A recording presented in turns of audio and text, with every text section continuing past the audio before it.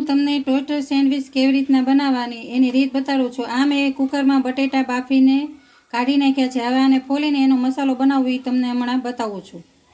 આ બટેકા મેં બાફીને લઈ લીધા છે અને ફોલીને તૈયાર રેડી કરી નાખ્યા છે. અને આમાં હું એનો વઘાર કરું છું ટોસ્ટર સેન્ડવિચનો મસાલાનો.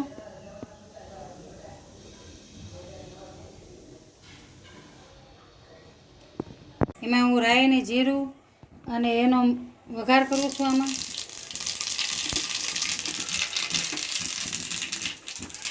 એમાં જરાક હું હિંગ નાખું છું સેજ, અને હળદર નાખીને આની અંદર નાખી દેવાનો છે મસાલા ભેગો. અને એમાં મેં લીલા મરચાં લીધા છે, આદું નાખ્યું છે, એને ખાંડીને એની પેસ્ટ કરીને આમાં નાખું છું. અને અડધું ફાડીને આમાં લીંબુ નાખ્યું છે અને આમાં મીઠું નાખ્યું છે.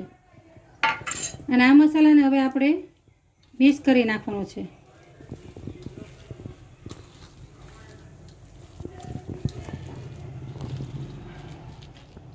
આવી રીતના બધો મસાલો આપણે મિક્સ કરી નાખવાનો છે.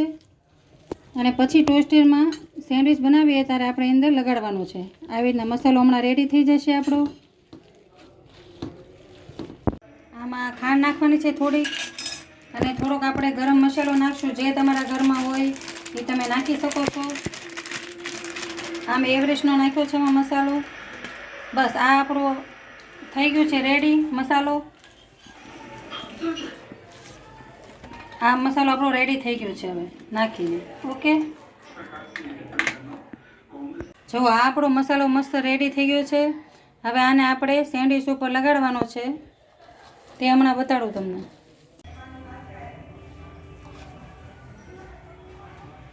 આ હું સેન્ડવિચની ઉપર મસાલો લગાવું છું.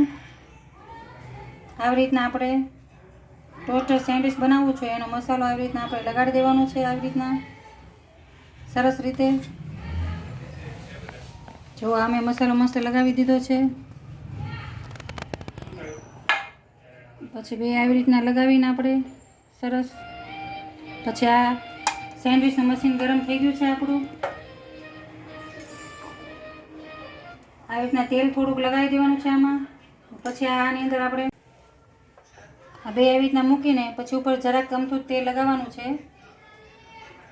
પછી એને બંધ કરી દેવાનું છે આપણે મશીન, એટલે એની હાથે રેડી થઈ જશે.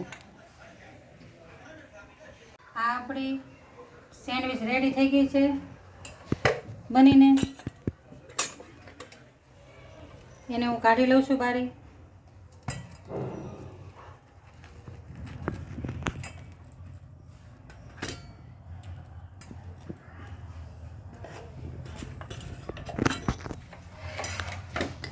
હવે આની ઉપર આપણે કેવી રીતના એને રેડી કરવાની બતાવું છું તમને.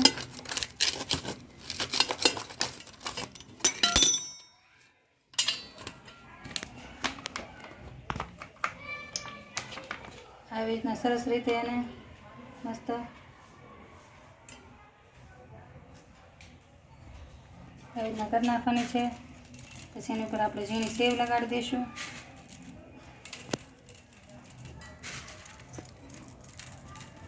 આથી બારીક સેવ હોય તોય પણ ચાલે ઘરમાં.